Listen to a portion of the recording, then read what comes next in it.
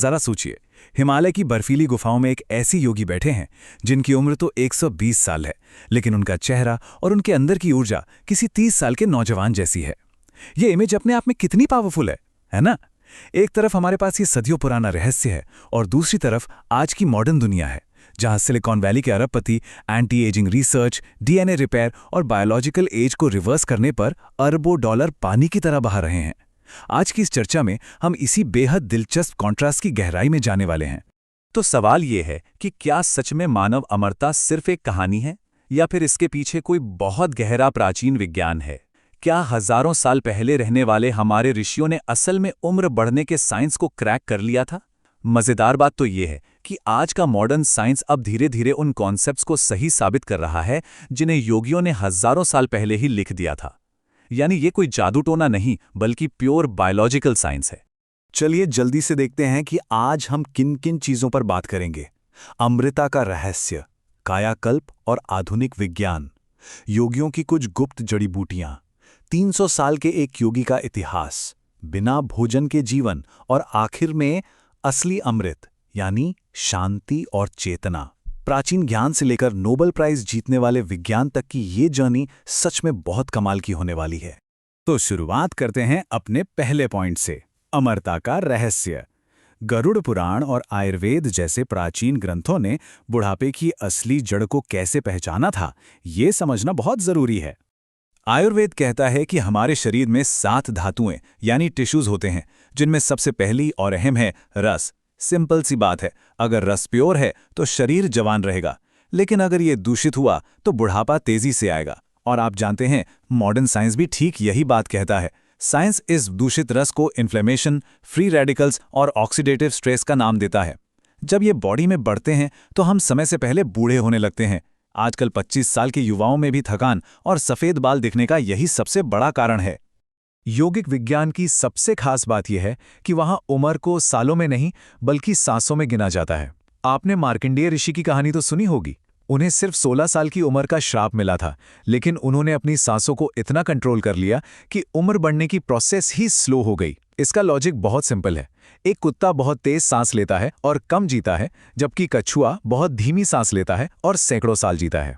आगे बढ़ते हैं अपने दूसरे हिस्से पर, कायाकल्प और आधुनिक विज्ञान।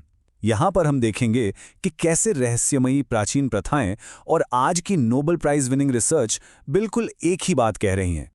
हिमालय के योगी एक बहुत ही इंटेंस प्रैक्टिस करते थे, जिसे अमृत कुंड साधना कहते हैं। इसमें लंबे उपवास के बाद बर्फीले पानी में ध्यान लगाया जाता था। बेसिकली वो शरीर को एक शॉक स्टेट में डाल देते थे। अब जरा सोचिए, आज के मॉडर्न बायो हैकर्स और 2016 की ऑटोफेजी पर हुई नोबेल प्राइज विनर रिसर्च भी एग्जैक्टली यही तो रेकमेंड कर रही है। कोल्ड एक्सपोजर और फास्टिंग से शरीर पुरानी और डैमेज सेल्स को खत्म करके नई सेल्स बनाता है, जिसे हम सेलुलर रिपेयर कहते हैं। तीसरा पॉइंट है योगियों की गुप्त जड़ी बूटियां। सिर्फ उपवास करना ही काफी नहीं था। शरीर को अंदर से सपोर्ट करने के लिए प्राचीन ऋषियों ने कुछ खास बायोलॉजिकल कैटलिस्ट्स का इस्तेमाल किया। ये सच में हैरान करने वाला है कि हमारे ऋषियों ने बिना किसी माइक्रोस्कोप के सेलुलर एनर्जी और माइटोकॉन्ड्रिया की हेल्थ को कैसे समझ लिया था। गुडुची, जिसे आज हम गिलोय कहते हैं, वो शरीर से इन्फ्लेमेशन को कम करती है। और शिलाजीत, जिसे वो लोग पर्वतों का पसीना कहते थे, उसमें फुल्विक एसिड होता है जो हमारे सेल्स की एनर्जी को डायरेक्ट बूस्ट करता है। ये लिटरली एक माइंड ब्लोइंग साइंस है। अब आते हैं अपने चौथे पॉइंट पर, 300 साल का योगी। इतिहास में कुछ ऐसे दावे दर्ज हैं जो बड़े बड़े साइंटिस्ट का भी दिमाग घुमा देते हैं। त्रिकालदर्शी बाबा जैसे सिद्ध योगियों का दावा था कि मानव शरीर प्राकृतिक रूप से हर 12 साल में अपनी हर एक सेल को पूरी तरह से रीजनरेट कर लेता है, यानी हर 12 साल में एक बिल्कुल नया शरीर। दिक्कत बस ये है कि हमारी आज की लाइफस्टाइल, खराब खाना, हर बात पर गुस्सा और नींद की कमी इस इनबिल्ट रिपेयर सिस्टम को पूरी तरह तबाह कर देती है। अगर इस प्रोसेस को सही से सपोर्ट किया जाए तो बुढ़ापे को वाकई काफी हद तक रोका जा सकता है। और ये पॉइंट इस बात का परफेक्ट उदाहरण है। सूर्योदय से पहले सूर्य को देखने की प्राचीन प्रथा, जिसे सूर्य दर्शन कहा जाता था, ये सिर्फ कोई आध्यात्मिक रस्म नहीं थी। आज का क्लिनिकल साइंस बताता है कि सुबह की पहली रोशनी हमारे हार्मोन्स को रीसेट करने और सर्कैडियन रिदम को फिक्स करने का सबसे पावरफुल तरीका है। ये मेलेटोनिन को बैलेंस करता है और एजिंग को धीमा करता है। हमारा 5वां पॉइंट, भोजन के बिना जीवन। अब ये इतिहास के कुछ सबसे एक्सट्रीम और डिबेटेड दावों में से एक है। तिलंग स्वामी और प्रहलाद जानी जैसे योगियों के बारे में कहा जाता है कि वो दशकों तक बिना कुछ खाए जिंदा रहे। योग की थियरी इसके पीछे एक बहुत ही लॉजिकल एक्सप्लेनेशन देती है। उनके अनुसार इंसान के 5 कोश यानी लेयर्स होते हैं। लंबी उम्र के लिए आपको अपनी डिपेंडेंसी सबसे बाहरी लेयर अन्नमय कोश यानी भोजन से हटाकर अंदर की प्राणमय कोश यानी एनर्जी लेयर पर शिफ्ट करनी होती है। जब आपकी प्राण ऊर्जा स्ट्रांग हो जाती है तो शरीर को बाहर से कैलोरीज की जरूरत ऑटोमेटिकली बहुत कम हो जाती है। योगियों ने एक बड़ा ही दिलचस्प एक्सपेरिमेंट किया था। एक जैसा खाना खाने वाले 2 ग्रुप्स बनाए गए। जो ग्रुप गुस्से और जलन से भरा था वो तेजी से बूढ़ा होने लगा, जबकि ग्रैटिट्यूड और दया भाव रखने वाले ग्रुप में गहरी हीलिंग और एनर्जी देखी गई। आज की मॉडर्न न्यूरोसाइंस भी यही मानती है कि सबसे जहरीली चीज जंक फूड नहीं बल्कि हमारे नेगेटिव थॉट्स हैं, जो शरीर में सूजन और बीमारियां पैदा करते हैं। और अब हम पहुंच गए हैं अपने छठे और आखिरी लेकिन सबसे गहरे पॉइंट पर, असली अमृत, शांति और चेतना। यहां हमें अमरता की असली परिभाषा पर विचार करना होगा। भगवद गीता की ये लाइन सब कुछ क्लियर कर देती है। कायाकल्प का अल्टीमेट गोल कभी भी मौत से भागना नहीं था। इसका पर्पस सिर्फ इतना था कि शरीर नाम की इस गाड़ी को एकदम फिट रखा जाए, ताकि जो हमारी अमर चेतना है वो अपने हाईएस्ट पोटेंशियल तक पहुंच सके।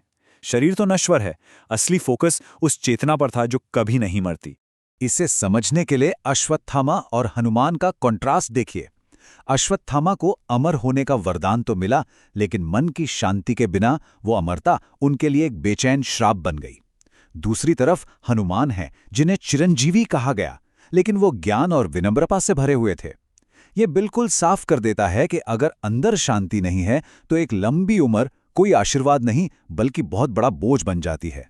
आज के इस दौर में जहां हम मेंटल हेल्थ क्राइसिस फेस कर रहे हैं, हर तरफ एंटी एजिंग क्रीम्स और स्ट्रेस का माहौल है, वहां सिर्फ 20 मिनट का समय एक गेम चेंजर हो सकता है। जी हां, दिन भर में सिर्फ 20 मिनट का प्योर साइलेंस यानी शुद्ध मौन हमारी बिखरी हुई एनर्जी को समेटने और बॉडी को रिपेयर करने का सबसे पावरफुल टूल है। तो अगर हम इस पूरे प्राचीन ज्ञान और मॉडर्न बायो हैकिंग को अपनी रोजमर्रा की जिंदगी में उतारना चाहें तो ये कुछ सिंपल से टेक अवेज हैं।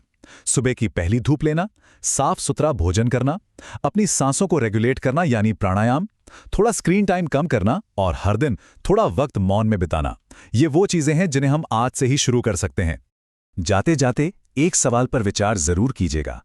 क्या सिर्फ 200 साल तक शरीर को जिंदा रखना ही सब कुछ है अगर मन ही अशांत हो? क्या असली अमरता सिर्फ उम्र को लंबा करने में है या अपनी चेतना को गहराई से जानने में? क्योंकि सच तो ये है कि जब बुढ़ापे और मौत का डर पूरी तरह खत्म हो जाता है, असली और मीनिंगफुल जिंदगी की शुरुआत भी तभी होती है।